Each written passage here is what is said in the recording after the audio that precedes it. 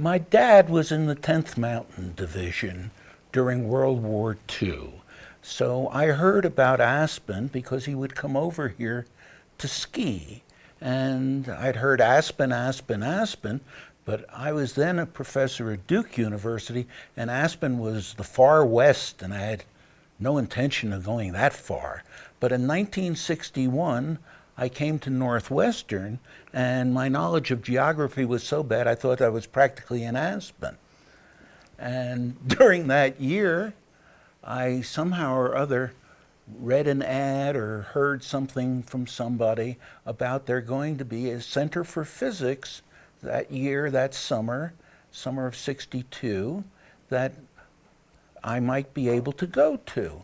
So I asked B, would you like to go to this very short distance, because we're practically there in Chicago, we'll go to Aspen. And what did you say? Of course. Of course. It was a 2-day drive to get here. And we packed the kids in the car and we came.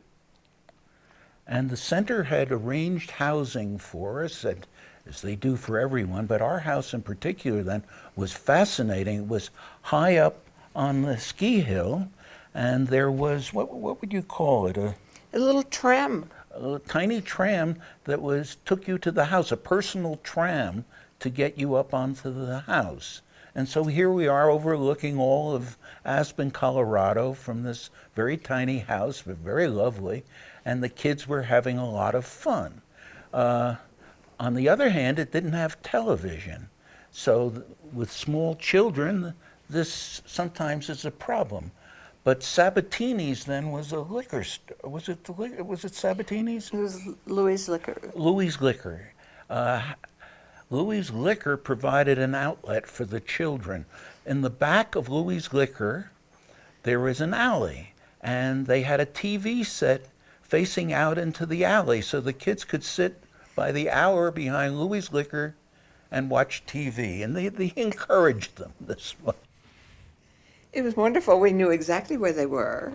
It was a great babysitter, and the owners of the shop loved children. So this was part of the entertainment in the late afternoon after hiking and biking and all the other activities we did all day. So we sort of fell in love with Aspen that summer, except that I was sort of a fish out of the water here because I was probably the only experimentalist in this conglomeration of theorists. But they treated me very nicely, I must admit. And we did come back many, many, many times. The next time we came back to Aspen was the winter of that, following that summer, and we came back to ski. And the combination of skiing and physics was a natural for us. We came back to the center each year thereafter for a period of about 3 years, and in the winter of 1965, was it? We decided we're going to buy a house. And we bought a house on 3rd and North, 311 West North Street. But Aspen was very different in those days because that house was in the county. It was not in the city. Had a dirt road in front of it, and the city line was our alleyway in the back. And we were one of the early people to buy a home here. Randy had a lot where you are today, but no house up at that point. The only other physicist I know at that point that had a house was George Stranahan. But do you remember anybody else that had a house at that point? No, and we were trying to figure out how are we going to be able to manage to buy a house in Aspen. Well, it turned out to be rather simple because Northwestern University furnished us with a faculty house. So we didn't have to buy a house when we went to Northwestern.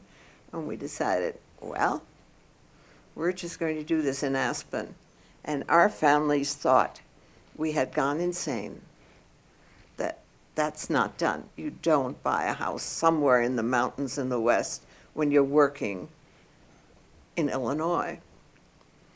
Well, that's why we're here today. So for all the wrong reasons, because we wanted to ski and come to the center and have a lovely vacation in the summer, we bought the house in Aspen. And as soon as we did that, however, the Center for Physics said, you no longer have a housing subsidy.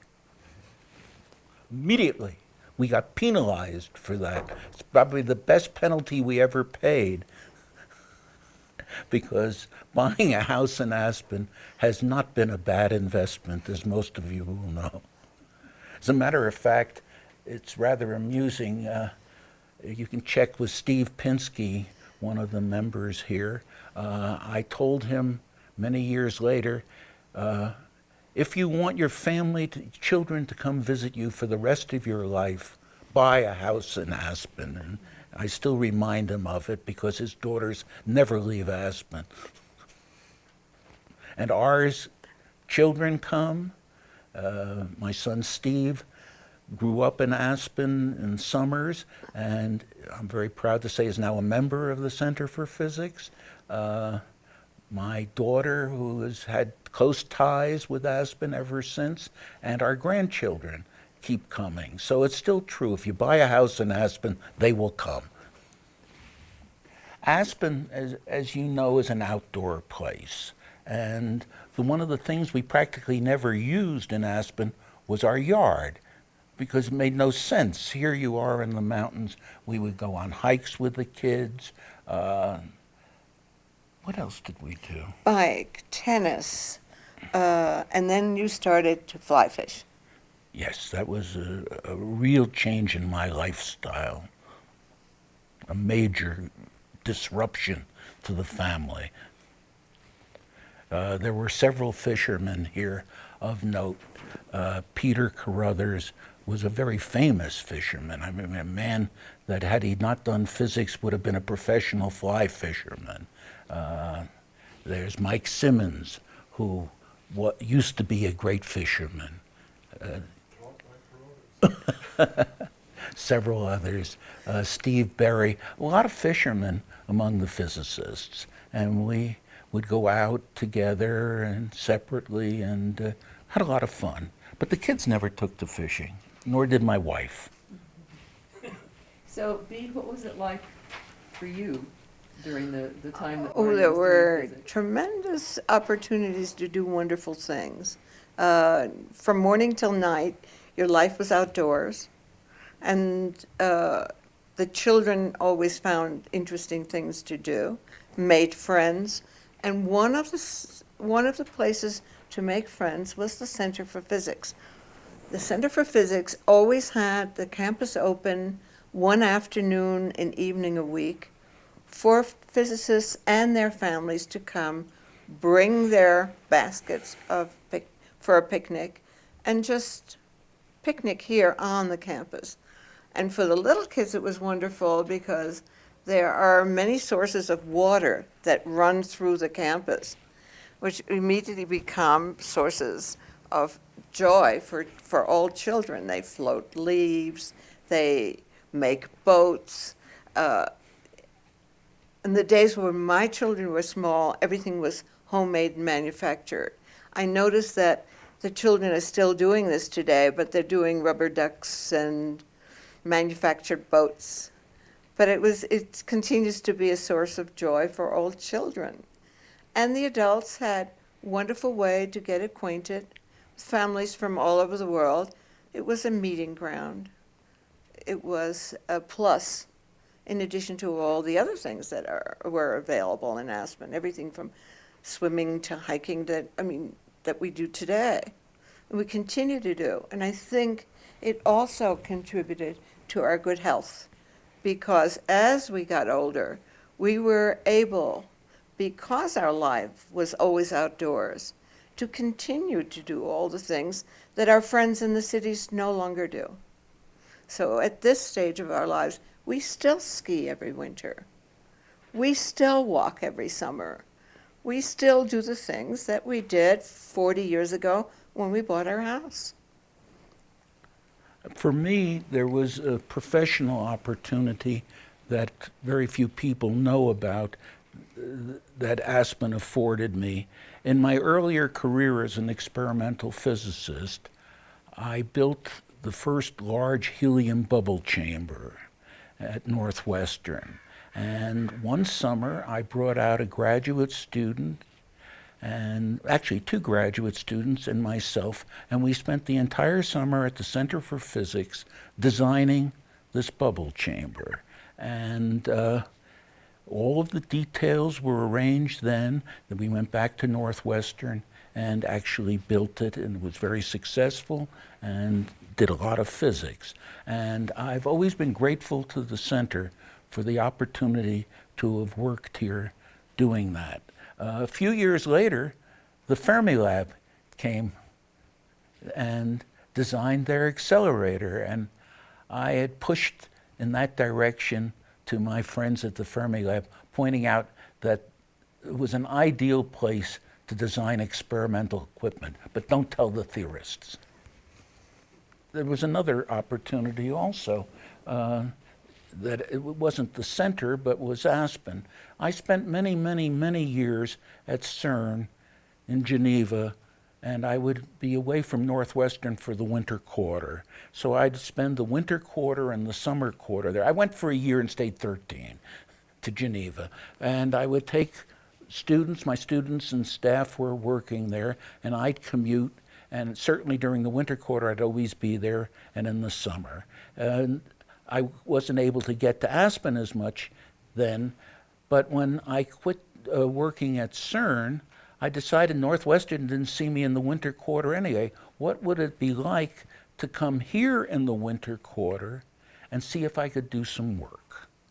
So I wrote a review of modern physics article with Bob Kahn in the summer of, what year was it there? We came in 83, and so it was the winter of 83, 84. The winter of 83, 84. And I found indeed that although I was alone here in a certain sense, in the physics sense, with my colleague, I could, via computer and email and so forth and so on, work with the world and get something done here. Instead of just skiing, I could ski a half a day and work a half a day, and it worked out beautifully. So I decided every winter thereafter, I spend in Aspen. And then it became an obvious conclusion that if I did it in winter and summer from 85, 86 on, when I retired at the age, what was I, 71 at that point, might as well come here full time. There's no question about doing physics here, and there's no question about where a better lifestyle is. So it's much nicer here than Evanston in the winter, and in the summer, and in the spring, and in the fall. Beate, how'd you feel about that? Oh, I joined in with great enthusiasm because it's a wonderful opportunity for me also. I grew up in Europe and therefore found that the mountains of Colorado were completely to my taste. And because of the Center of Physics, I had a chance to meet people, especially Europeans, and speak my native tongue and others that I had learned. So it was the perfect place for me also. And today, with modern communications and fast DSL lines and so forth, and virtual private networks, it's the same working downstairs in my study here as in my office in Evanston. There is absolutely no difference. The libraries are available to me and everything else. So I'm in a virtual Evanston, living in Aspen.